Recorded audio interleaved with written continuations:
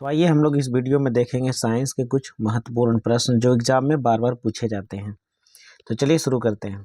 पहला प्रश्न है, हीलियम कैसा तत्व है? तो हीलियम जो है एक अक्रिय तत्व है। कैसा तत्व है? एक अक्रिय तत्व है। अगला प्रश्न देखिए ध्यान से, कह रहा है कि जल में हाइड्रोजन तथा ऑक्सीजन के परमाणु संख्याओं का अनुपात कितना होता है? तो जल का फार्मूला होता है H2O, तो हाइड्रोजन का 2 और ऑक्सीजन का 1, अर्थात इसका आंसर हो जाएगा 2:1। तो 2 देखिए कौन सा ऑप्शन में है, ऑप्शन नंबर 1। अगले प्रश्न की ओर आते हैं। कहता आवर्त सारणी में कितने आवर्त हैं? आवर्त सारणी में कितने आवर्त हैं? तो आवर्त सारणी में 7 आवर्त हैं। ठीक है।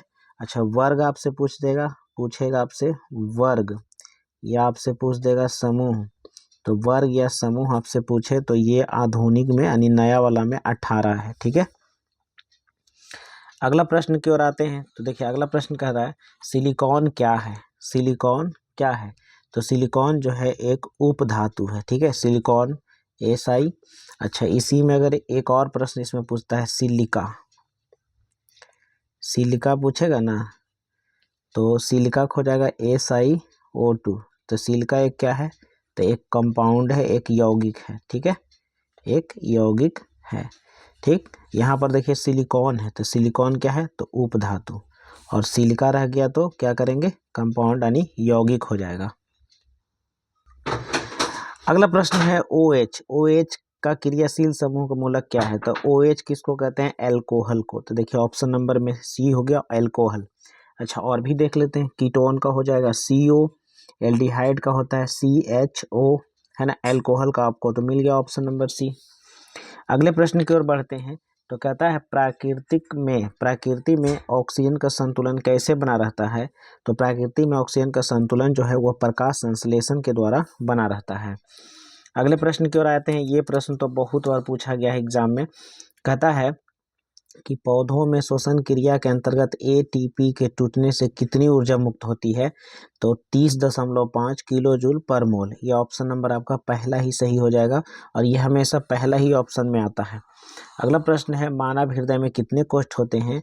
तो मानव हृदय में जो होते हैं 4 कोष्ठ होते हैं, 2 अलिंद और 2 निलय होते हैं। अगला प्रश्न है, मानव हृदय का औसतन प्रकुचन दाब अगर आपसे पूछेगा ना, तो प्रकुचन होता है 120 mmHg। अगला प्रश्न है, पौधों में वाष्पोत्सर्जन किस भाग में होता है? तो पौधों में वाष्पोत्सर्जन की क्रिया जो होती है वो पत्ते से होता है, पत्ता से, है ना, स्टोमाटा छिद्र के द्वारा। तो ऑप्शन नंबर आपका C हो जाएगा। अगला प्रश्न है, कह रहा है कि कृत्रिम वृक्क किन अपशिष्ट पदार्थों को अपोहन के द्वारा अलग करता है? अपोहन का मतलब होता है डायलिसिस के द्वारा अलग करता है। तो यह जो होता है नाइट्रोजन युक्त पदार्थों को निकालता है, यानी ऑप्शन नंबर 1 हो जाएगा। ऑप्शन नंबर पहला इसका सही आंसर होगा। अगला प्रश्न है, कह रहा हाइड्रा में प्रजनन किस विधि से होता है? तो हाइड्रा में प्रजनन जो होता है वह होता है मुकुलन विधि से। मुकुलन विधि से आए समझ में, हाइड्रम प्रजनन मुकुलन। अच्छा, इसमें एक और सवाल आपको आएगा, पुनरुद्भवन या तो पुनर्जनन किस में होगा? तो हाइड्रा में ही होता है। ठीक है, ऑप्शन नंबर B। अगला प्रश्न है, कह रहा है किसी माध्यम के अपवर्तनांक जो म्यू है वो क्या होते हैं? साइन I बटा sine R। Option number B हो जाएगा, साइन I बटा साइन R।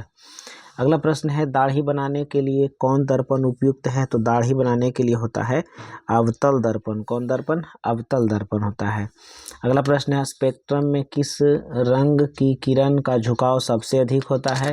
तो स्पेक्ट्रम में जो होता है किस रंग के सबसे ज़्यादा झुकाव है? तो स्पेक्ट्रम में सबसे ज़्यादा झुकाव हो जाता है बैगनी का। ठीक है, देखिए इसको ऐसे याद रखिएगा, जैसे देखिए ये है हमारा प्रिज्म। ठीक है, अब प्रिज्म देखिए जैसे ये है श्वेत किरण, और ये इस प्रकार से इस तरीके से निकलता है, इस तरीका से। ठीक, तो ऊपर रेड होता है, नीचे होता है वायलेट बैगनी, और ये इस तरीका से सरल रेखा में जाना चाहिए। अब देखिए सबसे कम झुकाव कौन? तो लाल, और सबसे अधिक किसका झुकाव है? तो बैगनी। तो सबसे अधिक झुकाव पूछ रहा था ना, तो बैगनी हो जाएगा। ऑप्शन नंबर आपका D हो जाएगा। अगला प्रश्न है, विद्युत फ्यूज विद्युत धारा के किस प्रभाव पर कार्य करता है? तो यह ऊष्मीय प्रभाव पर कार्य करेगा। ऑप्शन नंबर 1 हो जाएगा। अगला प्रश्न कर रहा है किसी कुंडली का प्रतिरोध ज्ञात करने के लिए कौन सा सूत्र का उपयोग करेंगे। तो रेसिस्टेंस देखिए V बराबर होता है IR ओम के नियम से, ठीक है। अब रेसिस्टेंस आपको निकालना है तो V बटा I हो जाएगा। तो यहाँ पर देखिए V बटा I कौन सा ऑप्शन है, ऑप्शन नंबर बी है, V बटा I। कह रहा डायनमो में किस प्रकार की धारा प्राप्त होती है। तो डायनमो में जो होती है दोनों प्रकार की धारा प्राप्त होती है। डायनमो में AC धारा भी प्राप्त होती है, डायनमो में DC धारा भी प्राप्त होती है। तो ऑप्शन नंबर आपका क्या होगा, सी आंसर सही हो जाएगा। अगला प्रश्न है कि डेंगू उत्पन्न करने वाले मच्छर कहाँ रहते हैं। तो डेंगू उत्पन्न करने वाले मच्छर जो होते हैं वो साफ जल में पाए जाते हैं, है ना, और मलेरिया वाले होते हैं गंदे जल में। तो ऑप्शन नंबर 1 इसका सही हो जाएगा। अगला प्रश्न कह रहा है कि निम्नलिखित में कौन बायोगैस ईंधन का स्रोत नहीं है। बायोगैस ईंधन का स्रोत नहीं है पूछा आपसे, तो नहीं है तो कौन सा नहीं हो जाएगा। तो यहाँ नाभिकीय ऊर्जा वाला नहीं हो जाएगा, ऑप्शन नंबर आपका सी हो जाएगा। अगला प्रश्न है पायरुवेट के विखंडन से CO2 जल तथा ऊर्जा देती है, यह क्रिया कहाँ होता है। तो यह क्रिया जो होता है माइटोकॉन्ड्रियम होता है, ठीक है। और पूछेगा कि वायु की अनुपस्थिति में तो कोशिका द्रव में हो जाएगा, ठीक है। तो यहाँ पर जो है शब्द कार्बन डाइऑक्साइड जल ऊर्जा सब, तो ये माइटोकॉन्ड्रियम होगा, ऑप्शन नंबर आपका बी हो जाएगा। अगला प्रश्न है कर निम्न में से कौन सा पदार्थ लेंस बनाने के लिए नहीं उपयोग में लाया जाएगा। तो मिट्टी का हम लेंस नहीं बना सकते हैं क्योंकि यह अपारदर्शी होता है। अगला प्रश्न है कर किसी बीम का वास्तविक, देखिए समान आकार पूछा ना, समान आकार प्राप्त करने के लिए बीम माने वस्तु को कहाँ रखेंगे, उत्तल लेंस हो चाहे कोई हो, समझे, इसमें वक्रता केंद्र पर ही रखेंगे, यानी फोकस के दुगनी दूरी पर रखेंगे, तभी हमें बराबर प्राप्त होगा और ठीक है समान आकार का प्राप्त होगा और वो भी वास्तविक प्राप्त होगा। अगला प्रश्न है कर सामान्य दृष्टि से वयस्क के लिए सुस्पष्ट दर्शन की न्यूनतम दूरी कितनी है। तो 25 सेंटीमीटर होता है, ऑप्शन नंबर आपका सी बिल्कुल सही हो जाएगा। लोहे की परमाणु संख्या कितनी होती है। तो ये 26 होती है ना। कोई बिलियन लाल लिटमस को नीला कर देगा, लाल लिटमस को नीला कर देगा तो क्षार करेगा, तो क्षार का pH वैल्यू 7 से अधिक होता है, ऑप्शन नंबर आपका बी हो जाएगा। करा आधुनिक आवास सारणी में वर्गों की संख्या कितनी है। वर्गों का मतलब होता है समूह, यानी 18 गो है, 18 वर्गों की संख्या है।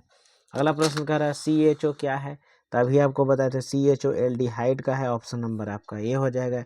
एल्कोहल का होता है OH, कीटोन का होता है CO, ठीक है।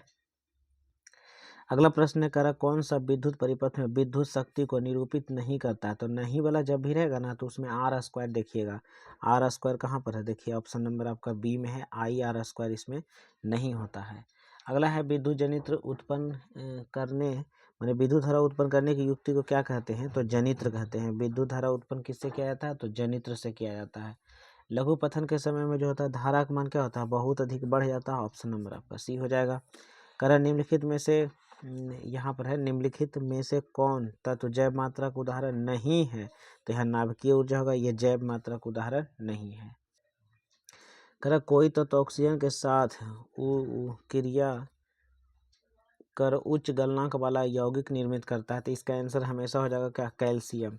कैल्शियम सबसे पहले ऑक्सीजन से रिएक्शन करेगा तो कैल्शियम ऑक्साइड बनाएगा, और कैल्शियम ऑक्साइड जल में क्या होता है, घुलनशील होता है, ठीक है। अगला प्रश्न है देखिए ध्यान से करा एथेन के आणविक सूत्रों में सहसंयोजक बंधनों की संख्या बहुत बार पूछा है। तो एथेन का हम लोग संरचना सूत्र खींचेंगे तो इस प्रकार से होगा, ठीक है। 6 हाइड्रोजन है तो 1 2 3 4 5 6 7, यानी इसमें 7 सहसंयोजक बंधन होंगे, ऑप्शन नंबर आपका बी हो जाएगा, ठीक है। अगला प्रश्न है ओजोन में ऑक्सीजन के परमाणुओं की संख्या कितनी होती है। तो ओजोन का सूत्र ही होता है O3, तो इसमें परमाणु कितने होंगे, 3 हो जाएंगे। कहता है कि मनुष्य में वृक्क एक तंत्र का भाग है जो संबंधित है किससे। तो ये संबंधित है मनुष्य का किससे, तो ये है उत्सर्जन से। वृक्क जो है उत्सर्जन तंत्र में आता है, ऑप्शन नंबर सी हो जाएगा। दो तंत्रिका कोशिका के मध्य खाली स्थान होता है, उसे क्या कहते हैं। तो उसे हम सिनेप्स कहते हैं, ऑप्शन नंबर आपका बी हो जाएगा। पराग कोश में क्या होते हैं। तो पराग कोश में होते हैं पराग के कण होते हैं, ऑप्शन नंबर डी हो जाएगा। विकास के दृष्टिकोण से सबसे अधिक हमारी समानता किससे मिलती है। तो चिंपैंजी से मिलती है। चीन की विद्यार्थी कहीं कहीं बुक में देता है जो कि गलत है। अगला प्रश्न है मुकुलन द्वारा अलैंगिक जनन होता है किसमें। तो मुकुलन द्वारा होता है ईस्ट में और एगो हाइड्रा में, तो ऑप्शन नंबर आपका बी होगा ईस्ट में। संगमरमर का फार्मूला क्या होता है? CaCO3 होता है संगमरमर का फार्मूला, ठीक है। COOH क्या है? तो ये है कार्बोक्सिलिक अम्ल है। तो अम्ल देखिए ऑप्शन नंबर सी में आपको अम्ल की देल है मात्रा, है ना। कीटोन का होता है CO, एल्डिहाइड का होता है CHO, है ना। अम्ल का ईथर का होता है O, और अम्ल का देल है COOH। अगला है प्रकाश संश्लेषी क्रिया में ऑक्सीजन बाहर निकलता है। तो ऑक्सीजन बाहर निकलता है किससे? तो जल से निकलता है, ठीक है। अगला प्रश्न पूछेगा मैग्नीशियम पाया जाता है किसमें? तो क्लोरोफिल में पाया जाता है मैग्नीशियम, ऑप्शन नंबर 1 होगा। इंसुलिन की कमी के कारण रोग होता है। तो इंसुलिन की कमी से क्या होगा? तो मधुमेह रोग होगा, ठीक है। ऑप्शन नंबर बी हो जाएगा। कर दृश्य प्रकार किस वर्ण का तरंग अधिकतम होता है? तो दृश्य प्रकार में तरंग दैर्ध्य सबसे ज़्यादा किसका होगा? तो लाल का तरंग दैर्ध्य सबसे ज़्यादा होता है, और सबसे कम होता है बैगनी का। विद्युत शक्ति का एसआई मात्रक क्या होता है? तो विद्युत शक्ति का एसआई मात्रक जो होता है वह वाट होता है, वाट होता है।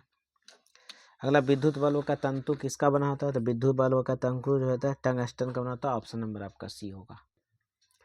कारण नाभिकीय ऊर्जा प्राप्त करने हेतु आवश्यक है। तो नाभिकीय ऊर्जा प्राप्त करने के लिए हमें यूरेनियम की आवश्यकता पड़ती है। ग्लोबल वार्मिंग के लिए उत्तरदायी गैस कौन है? तो ग्लोबल वार्मिंग के लिए सबसे ज़्यादा उत्तरदायी गैस जो होता है वो कार्बन डाइऑक्साइड है, ऑप्शन नंबर सी है। तो ये रहा 50 क्वेश्चन।